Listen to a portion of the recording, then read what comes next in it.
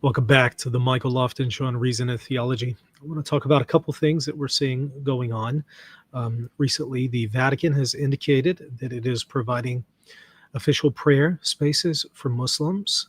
We're going to take a look at that story and also see how this maybe coheres or perhaps even contradicts some previous instances and judgments of the church on the matter.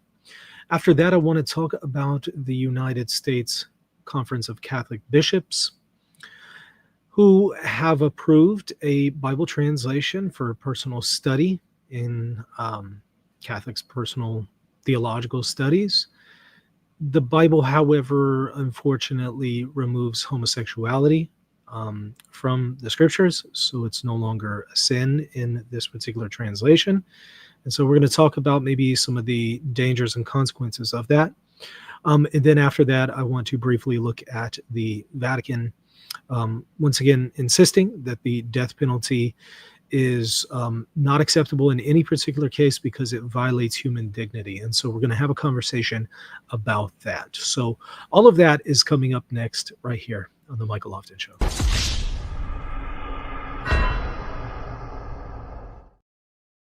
Okay, so the first story that I wanted to talk about is news coming out of Rome that the Vatican, specifically in the Vatican Library, is allowing and designating a prayer space specifically for Muslims to pray their 5 daily prayers.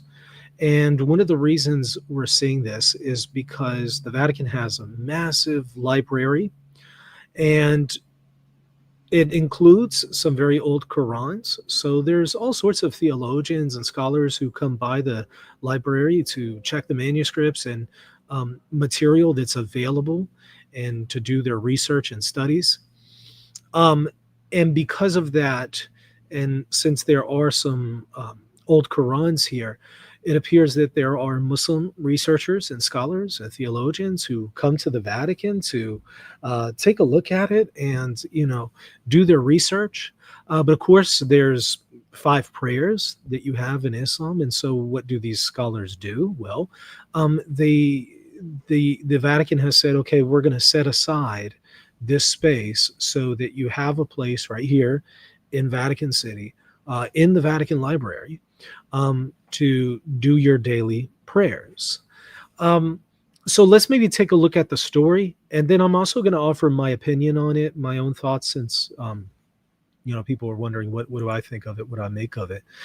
So let me go ahead and share my screen, and we'll take a look at this news story that has come out. You should be able to see it right around now here. Let's see. Hold on one second. Okay. All right. So here it is. Vice Prefect, Muslims can also pray in the Vatican Library. And this is huge news because up until this decision, there has never been a designated place for Muslims to worship on Vatican property. The Vatican city-state, it's its own country. And so you could say maybe this is the one country where Muslims didn't have an official place to pray until now. This notes even in the most important library in Christendom, Muslims do not have to give up their prayers. Of course, some Muslim scholars have asked us for a room with a carpet for praying, and we have given it to them, said Cardinali, Vice Prefect of the Vatican Apostolic Library, to the newspaper La Repubblica on Wednesday. The Vatican's book collection contains incredibly old Qurans, Cardinali continued. We are a universal library. There are Arabic, Jewish, Ethiopian collections in unique Chinese items. And they continue to talk about that and some of the collections but the big takeaway here, aside from what's available in the Vatican Library, is that, again, there are some very old Qurans here. And so that's going to bring scholars, researchers, some of them are going to be Muslims and they've asked for a place to pray, to do their daily prayers, and the Vatican has granted it to them. So now there is an official designated space for Muslims to perform their prayers. And so I think this is something that we're seeing that's unique in the history of the church, because again, up until now, there has never been an official designated place provided by the church for Muslim worship on Vatican property. There's certainly been, Muslims worshiping in the Vatican before, but and we've kind of seen some of those events before, but never like a designated space kind of thing. So I think that this is a first, right?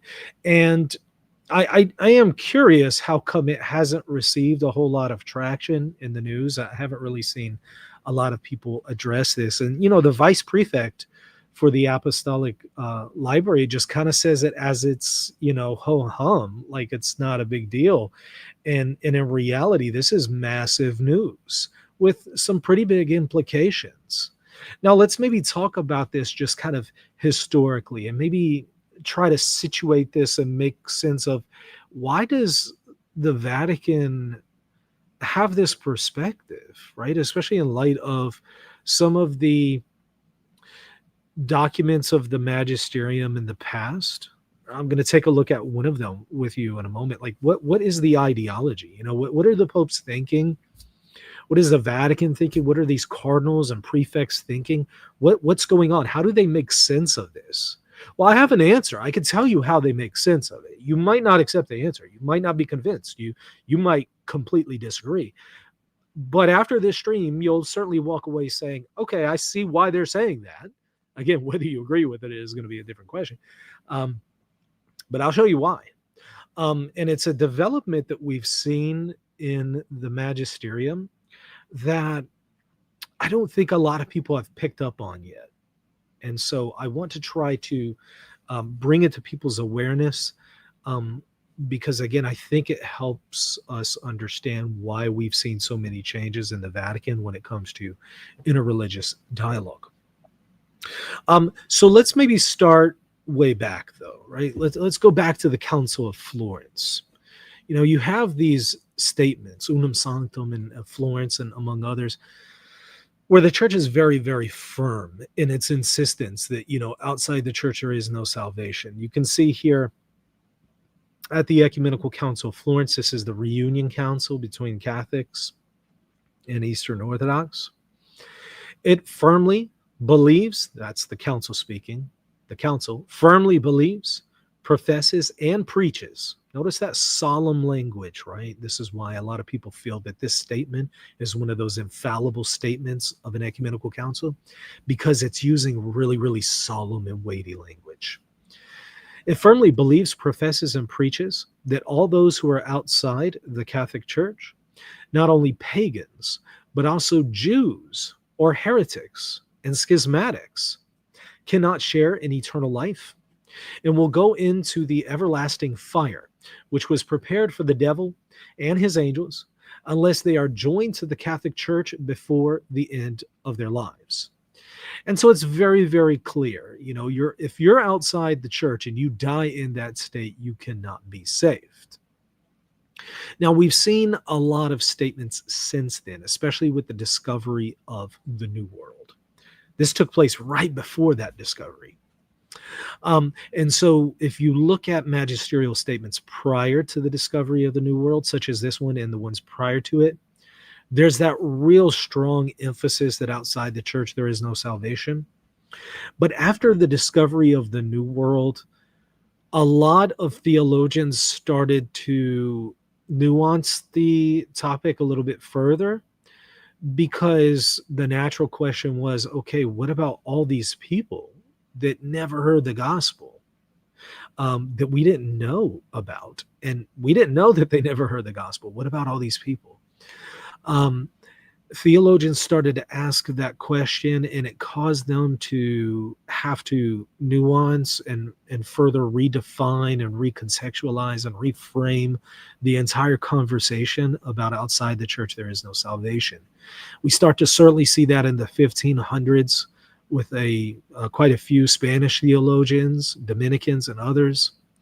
And then we start to see the magisterium itself in the 1800s, some of the popes starting to qualify this idea of outside the church there is no salvation further by speaking of the concept of invincible ignorance. If a person doesn't know the truth and they're in a situation where they couldn't have known better, they're not culpable for being ignorant, then God's not going to condemn them for their lack of knowledge about the truth and about the faith and about the gospel. And so they started to discuss concepts like um, invincible ignorance.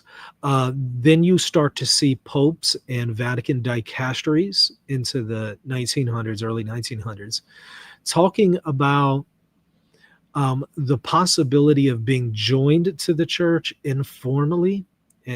Formal membership is going to be actually going into a Catholic church, receiving the sacraments at the hands of a Catholic priest. But there started to be these distinctions between, formal membership in the church versus maybe a more informal, implicit kind of thing. Maybe a person hasn't received the sacraments at the hands of a Catholic priest, but they're joined to the church in a mystical way, only known to God. And you start to see popes discussing that, dicasteries discussing that. You can see a whole lengthy discussion about it in the 1948 or 49 document from the Holy Office. Now it's known as the Dicastery for the Doctrine of the Faith. At the time it was known as the Holy Office. And in its letter in response to the Benedict Center and the Feniites. So you can start to see that, right? So that's in the 40s.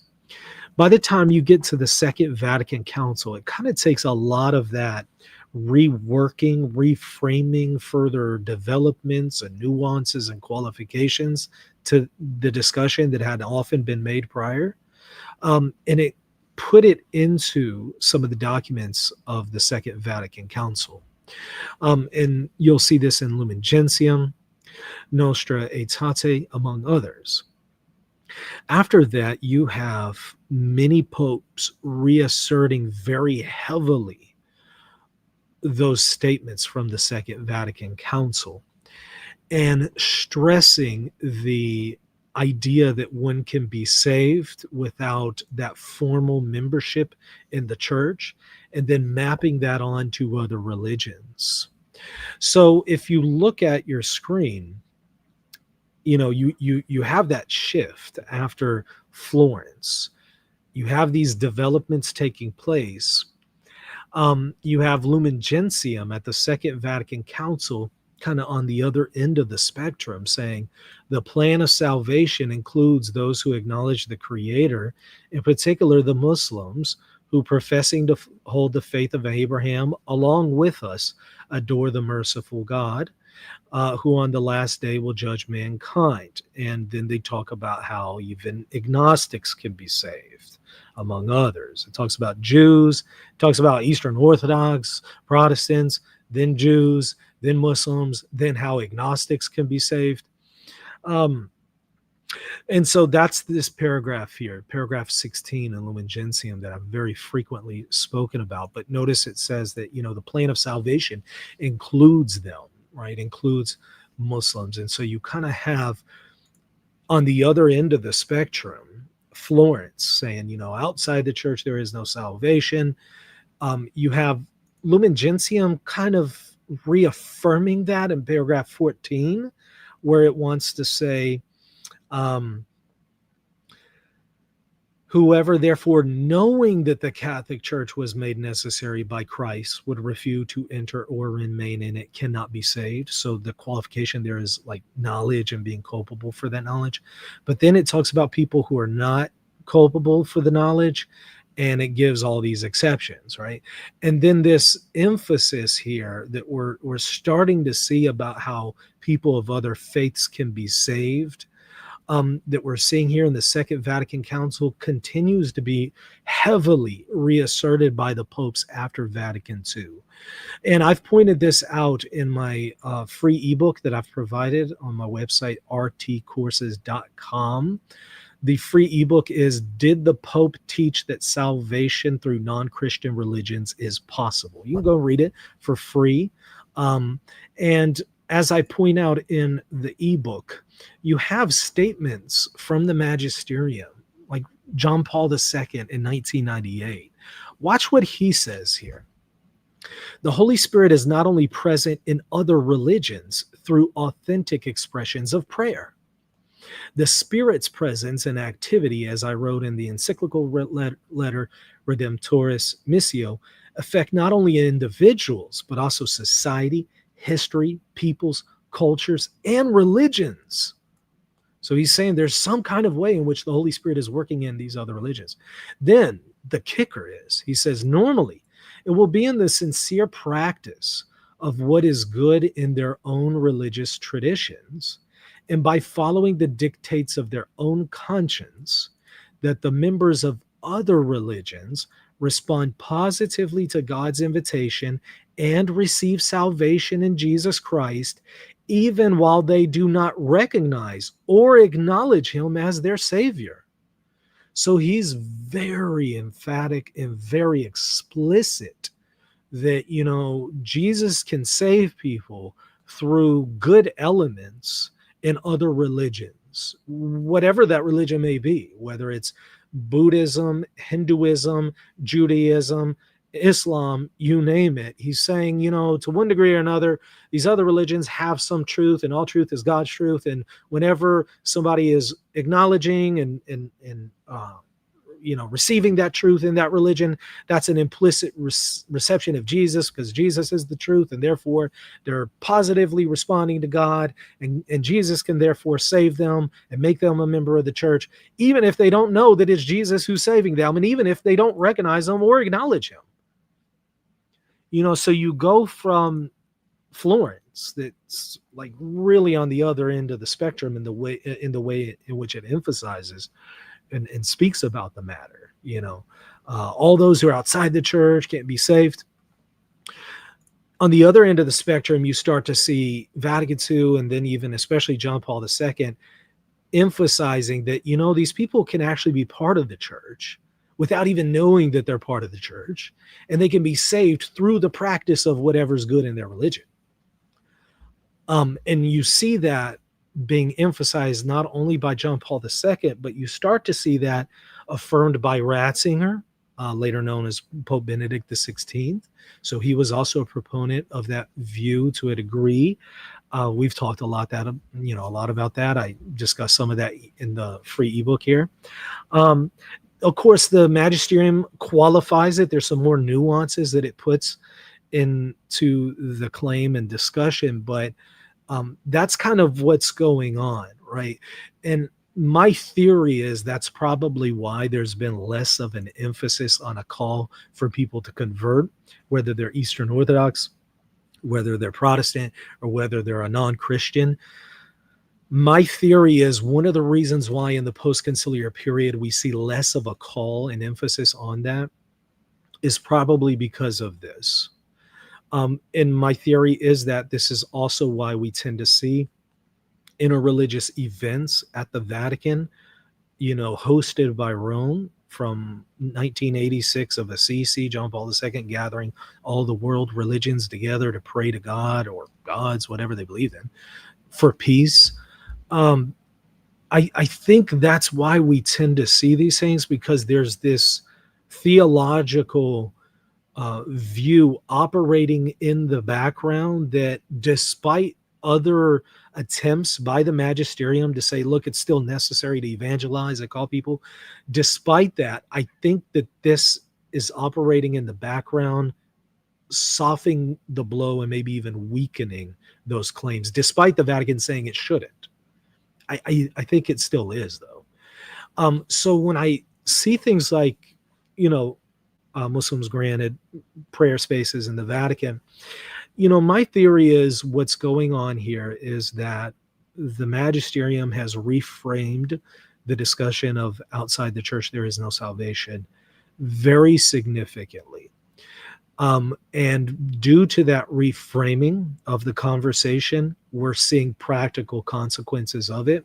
And I think this is one of them. Now, people have asked my opinion. In my opinion, for whatever it's worth, I think in a lot of ways it does end up, whether intended or not, undermining the claims of the Christian faith. I think it does. I think it ends up softening the claims, weakening the claims. I think it also ends up giving an appearance of scandal and is often seen as kind of a sign of indifferentism or maybe relativism, or maybe even some people would perceive it as universalism. I think it sends some wrong signals in some of these cases. And so that's my opinion. Feel free to disagree if you think that this is a wonderful thing. Feel free to make your case. I'm just simply offering my opinion because a few people have asked. I think it weakens those claims. And somebody's rightly asking in the comment section, so is this an overthrowing of Florence? Well, John Paul II is not rejecting Florence. Vatican II is not rejecting Florence. It's just reframing it in a very radically significant way, admittedly. But it's saying that outside the church there is no salvation, but then these other instances in the magisterium are saying, but these people are in the church just in a way that we didn't think of before. They're in the church in some kind of mystical way. So when you see that that's how they're interpreting it, you could see why they're not saying we're rejecting Florence, right? John Paul II wasn't rejecting Florence. He's just recontextualizing it, reframing it to where he's saying, yeah, if you're outside the church, you're not going to be saved, but these people are in the church in some mystical way. Would the Council Fathers of Florence have maintained that? Probably not. Probably not. I think if you were to resurrect the Council of Florence and ask the fathers there, hey guys, do you think that it's possible that, Muslims are part of the church? I think they're going to say, what in the world are you talking about? They're going to say no. I don't think they would have understood what they were saying in that way. But you often have the magisterium asserting that it is the authentic interpreter, not only of scripture and tradition, but other instances in the magisterium. So if you attempt to say, well, I think the magisterium's wrong because the magisterium said this over here, the magisterium is going to come back and say, but it's actually us, the magisterium, that is the authentic interpreter of these things, not you and not your private judgment. So that's kind of what's going on there. Now, I think that you can expect to see a lot of this continue in this pontificate, because one of the first things that I saw from Pope Leo, as I've pointed out to y'all right upon his election, was that he was very emphatic in emphasizing he's going to continue the interreligious dialogue in the same way that's framed by the Second Vatican Council, in continuity with his predecessor. And he even explicitly mentioned the question of Jews and Muslims worshiping the same God, and continuing that paradigm, which, by the way, isn't unique to Vatican II. The idea that Muslims worship the same God, you can find popes in the 1200s saying that. You can find Damascene in the 700s assuming that. So it's certainly something that you find in that preconciliar period. Although, if you want my opinion, I don't think popes in the preconciliar period would have provided a prayer space for Muslims. I don't think they would have. I think that that's a new development that we're seeing uniquely in our age right now. And I just can't conceive of any pope from back then, even the ones saying that Christians and Muslims worship same God. I don't know. I can't see that. Then again, maybe I could be wrong. I remember Patriarch Sophronius. You remember him? Hero at the Sixth Ecumenical. Well, he wasn't at the Sixth Ecumenical Council, but he's vindicated at the Sixth Ecumenical Council. So 680, 681 is when the Sixth Ecumenical Council was. Sophronius, again, a hero here for combating monothelitism. Sophronius was the one who received Umar, one of the companions and caliphs, one of the companions of Muhammad and the caliph at the time. He's the one who gave Jerusalem over to Umar under Islamic rulership. And when he invites Patriarch Sophronius, he's a patriarch of Jerusalem, when he invites Umar into Jerusalem, gives him Jerusalem, do you know what he did? Patriarch Sophronius invited him to go and pray in the Holy Sepulchre together. So here you have the patriarch who's hailed at the Sixth Ecumenical Council, who in other areas of from what I can tell, didn't really appear very favorable to Muslims. But he tells Umar, let's go pray together in the Holy Sepulchre. Umar says no. Not because he had a problem in praying in the Holy Sepulchre with Patriarch Sophronius, but rather because he said, if I do that, this will then become an Islamic holy site, and I want you guys to be able to keep your Christian holy sites.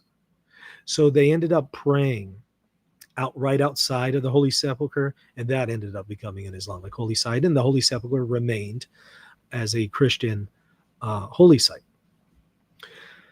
And there you got Patriarch Sophronius wanting to pray with him, like right alongside of him in the Holy Sepulchre. So I don't know, maybe some pope would have done this. Maybe they would have not only provided a prayer space, I don't know, maybe some of them would have prayed with a Muslim when we see patriarchs doing that, right? Maybe. Then again, maybe not. I mean, I don't know. It's just kind of hard to conceive.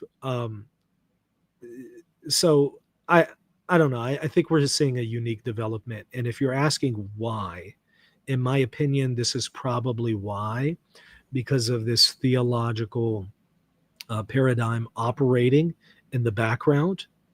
That's my theory. Maybe you have a different one. Happy to hear it. Others are saying, well, no, I just think that, what's going on here is that the Vatican is just being courteous. Yeah, I mean, it could just be that that's what's going on. But I think in light of other developments we've seen in the post-conciliar period, I do think it's more than just a matter of courtesy. I think that with the notion of religious liberty, which Pope Leo today is reemphasizing, this includes providing people with the ability to worship God according to their own dictates of conscience, even in public. You can see that being affirmed at the Second Vatican Council, and again reasserted by Pope Leo as recently as today. I think because of that also operating in the background, it's not just a matter of courtesy. I think the Vatican is saying we even have a duty to provide this to them so that they can worship in accordance to the dictates of their conscience. And so I think that there's some of that going on as well in the back of this. Again, that's my opinion. You might disagree. I want to take a look at a couple other stories here too as well. Before we do that though, let me remind you, hit that subscribe button, hit the like button if you find this content to be helpful and informative, insightful. Please go ahead, hit that sub button, hit the like button. Also do want to make y'all aware really quickly before we move over to the next conversation about my lectures that I'm going to be delivering here on papal infallibility, understanding papal infallibility, what it is not, its history, and also challenges to papal infallibility, some difficulties in the conversation.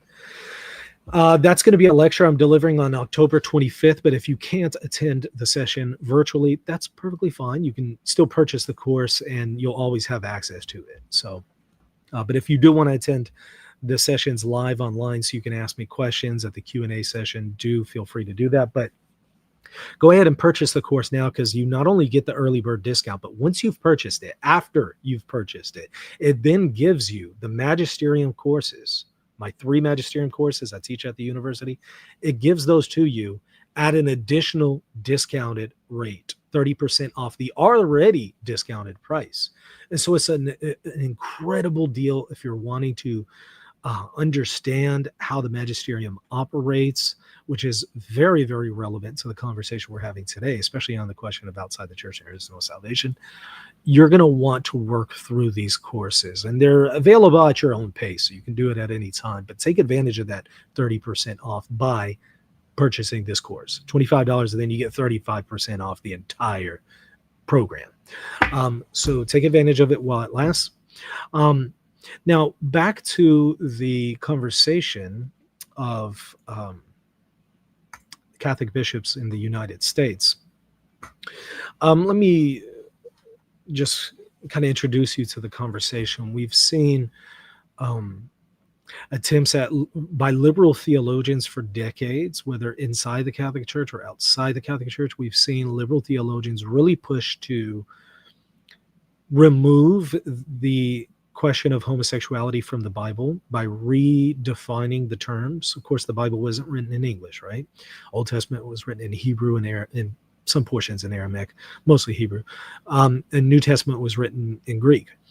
And so what a lot of these theologians have attempted to do is they've said, yeah, these Greek terms that were translated homosexuality and Hebrew terms that were translated that, they don't actually mean that. It means something else. It's a different sin. And so they will then redefine those terms and then say, well, there you go. The Bible nowhere condemns homosexuality and homosexual acts. That's what we've been seeing a lot of liberal scholars attempt to do. And, we've been seeing that even within the Catholic Church. And there is a new now translation, an updated translation of the Bible, New Revised Standard Catholic Version, updated edition, that has removed homosexuality from the Bible. Because again, it's redefined those terms. Probably not a big surprise that we would see people attempting to do that, right? Not the first time we've seen people do that with translations of the Bible. However, this one is significant because the U.S. bishops have approved this translation and given it an imprimatur. And it's now on the USCCB website. And it removes homosexuality from the Bible so that if you're reading the Bible, or at least this translation of it, it's no longer a sin. And I do think that this is an intentional step to try to push further into the conversation a reversal on the question and a change on the question to allow for the idea that in some cases homosexuality isn't sinful. I think that also is partly why we saw Pope Leo recently very clearly say that, in theory, the doctrine of the church on homosexuality could change. And that shocked everyone. Like, what is he talking about? I think this is kind of what's going on. It's all an attempt to try to push towards that position of redefining these terms. He says that, attitudes have to change first. But if attitudes change, then we can have a conversation about changing the doctrine, which horrified everyone because everyone thought, wait, what are you talking about? I thought the doctrine can't change. I told you, I honestly think that there are a lot of internal attempts by high-ranking cardinals and bishops to redefine all of these things, to admit homosexuality into the church. So it's something we need to be aware of, because I think that this is just another step closer in inching towards that by saying, you know what, we're going to approve Bibles that redefine all these things and take homosexuality out and condition people to think in those terms. And after some time, people will be a lot more open to changing this. I think that's kind of the idea. I think that's the strategy, is inching closer to it over time. Catholic Culture is noting bishops approve gay-washed Bible. USCCB approved and gave an imprimatur to the New Revised Standard Catholic Version updated edition. And he talks all about it. I'll put a link to it in the show notes. He wrote an article for Catholic Answers trying to stop this and slow it down. He was unsuccessful. It has now happened. They have approved of it, given an official imprimatur to it, and it's now on the USCCB website. So it's very official, very public, usccb.org.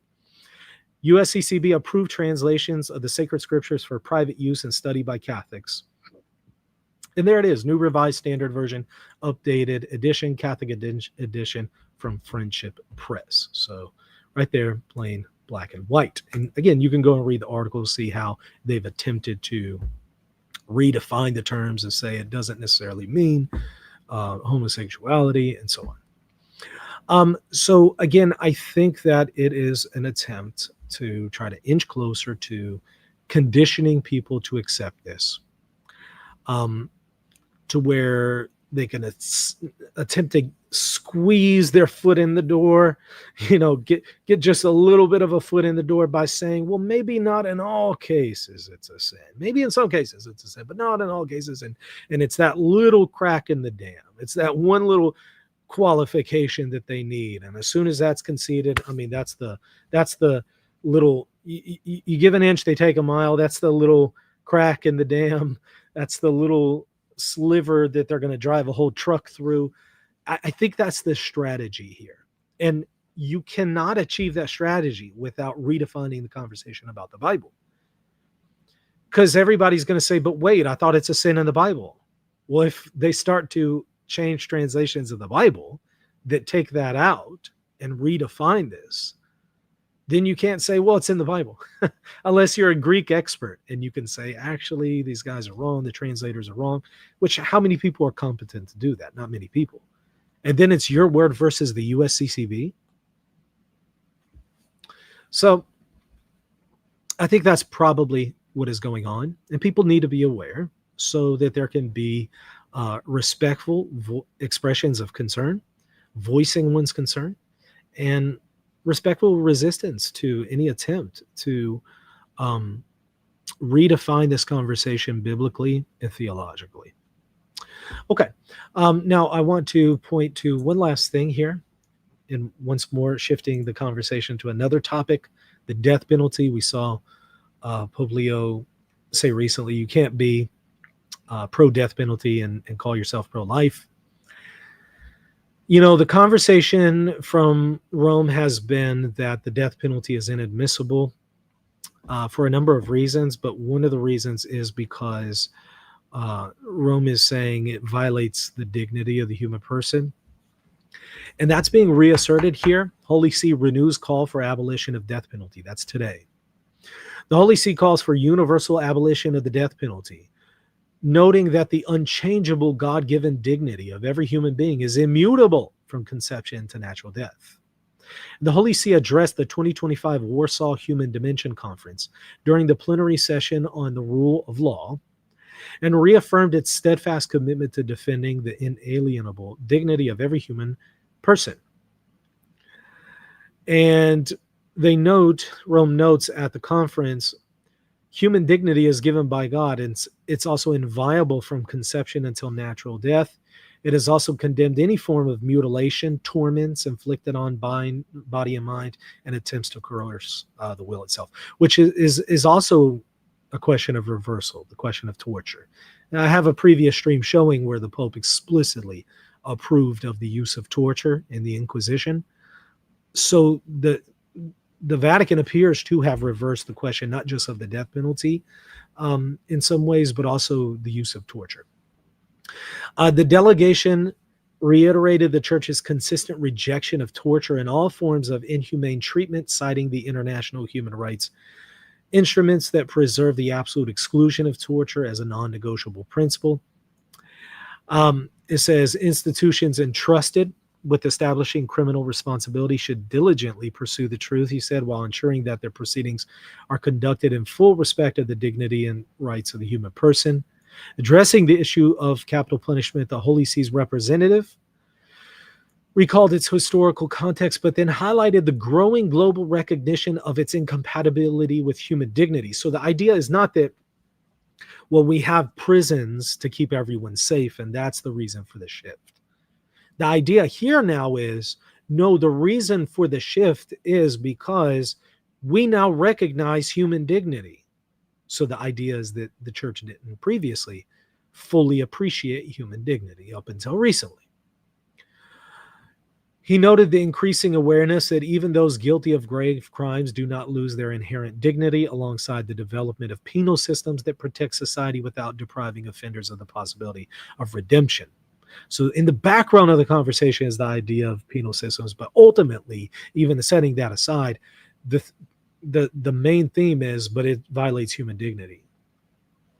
So it says, bearing this in mind, the Holy See considers the death penalty excluded because it's an attack on the sacredness and the dignity of the human person. So reaffirming Pope Francis, reaffirming Pope Leo. Um, I think this conversation about the death penalty in the context of human dignity, there is still the difficulty that the magisterium needs to still address the question of retributive justice. That conversation needs to be addressed a little bit more. I haven't seen a whole lot of engagement on that point. But the idea of this is a violation of human dignity, therefore it's inadmissible, has some serious implications. It means, okay, so when God commanded it in the Old Testament, he was commanding something that violated human dignity. Well, I guess God has that prerogative. But what about the New Covenant in the New Testament, Romans 13, where Paul says that the state has that authority to act as the agent of God in distributing his wrath in society by wielding the sword, capital punishment. It seems that's carried over in the New Testament. So it has the question of, okay, did Paul not sufficiently understand human dignity? You have many popes after that saying, how could we not admit the death penalty? Like Innocent I says, it has to be admitted because otherwise we're questioning God in Romans 13. And who are we to question God? So a lot of popes, not all, some popes were against the death penalty, but the majority of popes were in favor of it. And I think it has bearing on the conversation because does that then mean that they didn't have a sufficient understanding of human dignity? And why didn't they have a sufficient understanding of human dignity?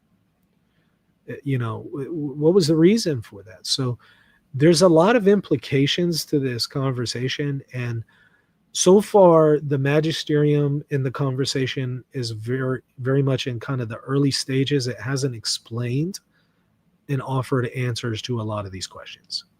It's more left it open to theologians to go back and forth and debate.